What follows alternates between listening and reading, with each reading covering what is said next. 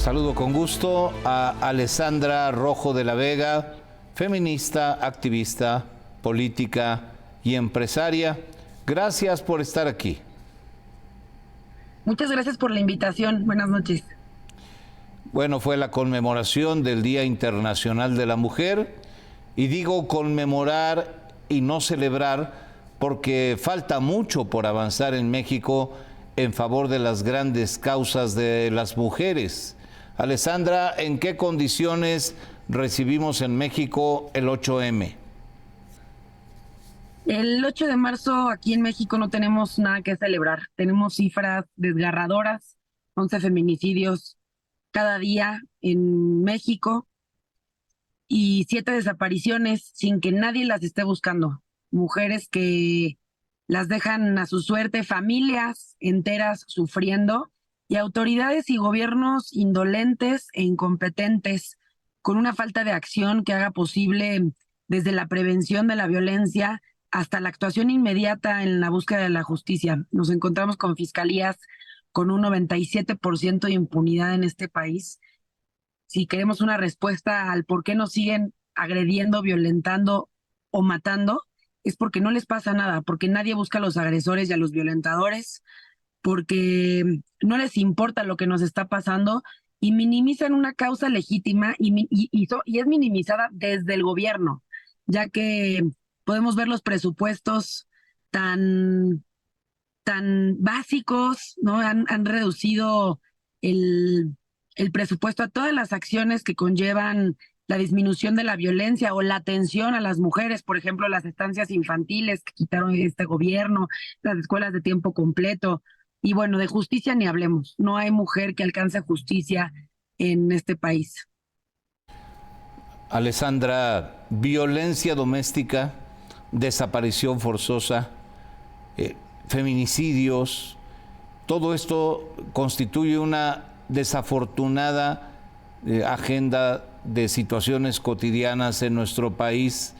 ¿Cómo hacer frente a esta realidad? Necesitamos gobernantes, personas que les importe lo que estamos viviendo las mujeres, que, que propongan acciones que prevengan, que atiendan, que sancionen y reparen la vida de las mujeres. Y distintas acciones en la prevención, hacer posible la disminución de la violencia, conocer los tipos de violencia que existen, llevar esta conciencia a todas nuestras jóvenes, mujeres y hombres a las escuelas para que entiendan que estos micromachismos, estos roles de género y estos estereotipos que nos marcan desde pequeñas, pues van generando un daño bastante grande, ¿no? El cerrar los ojos ante esta realidad también nos tiene hundidas en un país completamente ensangrentado. En la parte de la atención, de la sanción, no puede ser que las mujeres estén solas buscando justicia, no puede ser que las familias estén cargando con el dolor de perder a una mujer que aman y que no las volteen a ver. Se necesita acompañamiento, atención legal y psicológica para las víctimas o en su caso las familiares de las víctimas de principio a fin, y eso nos está sucediendo. Y también la reparación de la vida de las mujeres. Necesitamos apoyo económico, capacitaciones, trabajo, y en este rubro las estancias infantiles que las regresen porque las quitó este gobierno, en las escuelas de tiempo completo, apoyo económico porque el piso está disparejo, hay una desigualdad histórica y una deuda pendiente con las mujeres, Guillermo. Alessandra Rojo de la Vega, hablabas de romper estereotipos. Como país, ¿qué falta por hacer en materia educativa para cambiar esta sombría realidad?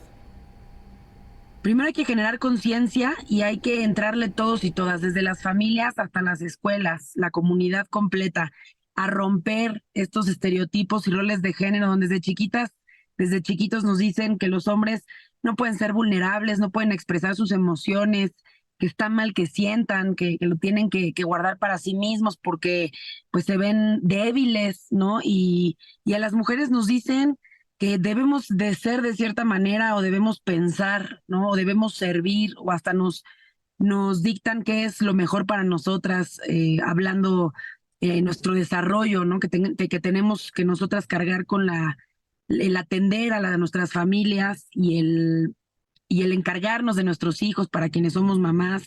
Hay que acabar con esta desigualdad, hay que entrarle parejo mamás, papás a la educación de nuestros hijos y que en las escuelas fomenten ambientes en donde se respete a las mujeres, que no crean que somos pues objetos o de pertenencia de los hombres.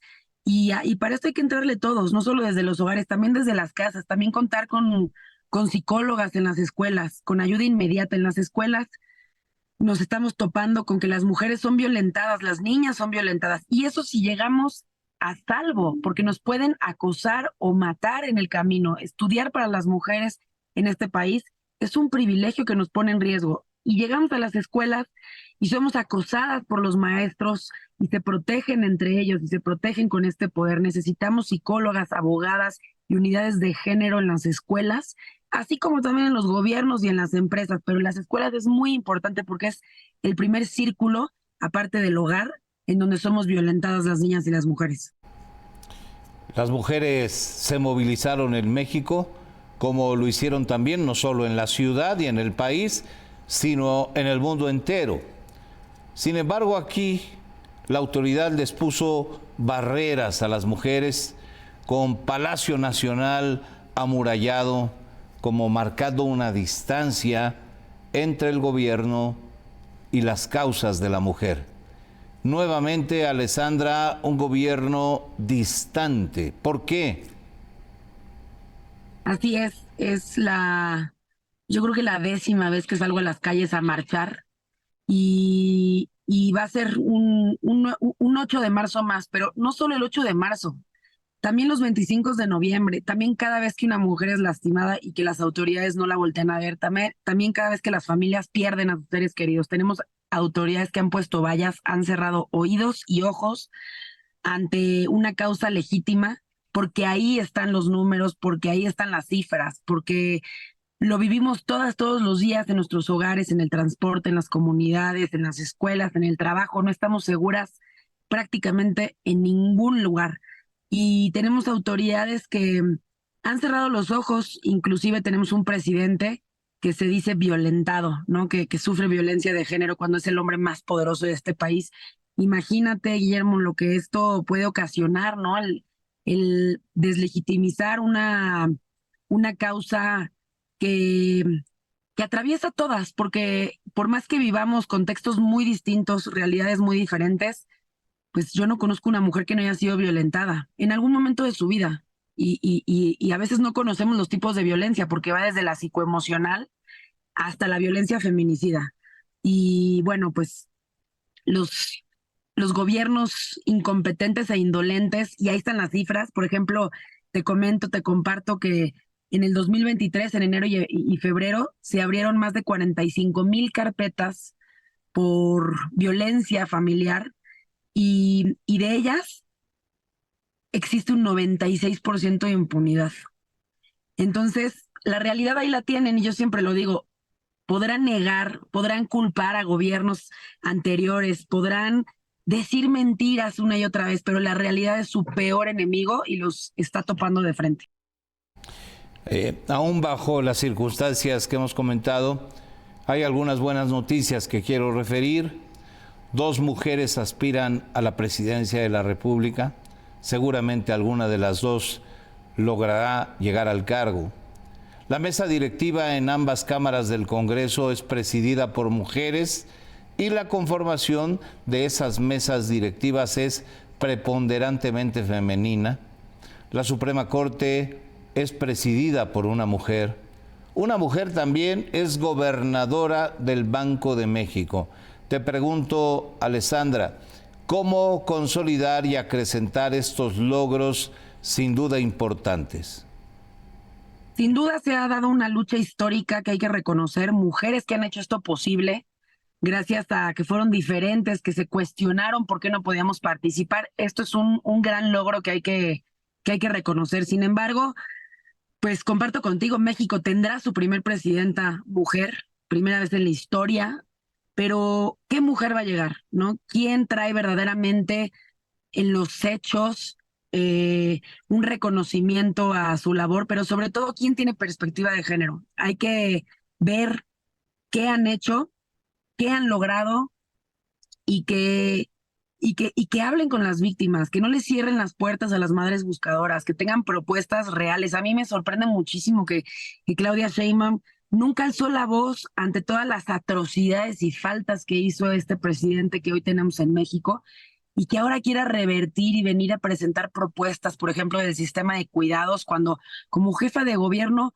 nunca impulsó, aún que es un mandato constitucional, nunca lo impulsó porque le iba a llevar la contraria a quien la pone en este espacio para llegar a la presidencia. En cambio, Xóchitl Gálvez, pues ha vivido la violencia en carne propia, ha trabajado por las mujeres en distintas instancias, ahí están en los hechos, en sus gobiernos, en diferentes puestos que ha tenido, y ahí están los resultados. Entonces, ¿a qué mujer queremos al frente? A una mujer que verdaderamente vaya de la mano de las víctimas, las escuche. A mí nadie me lo cuenta, Guillermo. Yo viví como diputada local en la ciudad, cómo nos cerró las puertas quien en ese momento era jefa de gobierno, Claudia Sheinbaum, nunca recibió a las víctimas, nunca quiso trabajar como se debe trabajar, unidas, porque en el tema de las mujeres no deben existir colores partidistas ni intereses políticos. Tenemos que ser una sola voz. Y Claudia Sheinbaum nunca tuvo el interés, siempre se quedó callada y dejó mucho que desear para las mujeres, sin hablar de la represión, ¿no? Porque cada vez que vamos a las marchas, todas nos damos cuenta, y nuestras familias nos damos cuenta, y las víctimas y los familiares de las víctimas, cómo nos gasean, cómo nos reprimen, cómo nos ponen vallas para no escucharnos, para minimizar esta lucha. Y encima de todo viene la Sedena a decir que las feministas somos terroristas y que somos peligrosas. Ahí está la documentación. Cuando los peligrosos y quienes deberían de estar señalando es a los agresores, es a los feminicidas y a los violentadores. Alessandra Rojo de la Vega, gracias por estar aquí, gracias por acompañarnos. Muchas gracias, buenas noches. Hasta pronto, muchas gracias.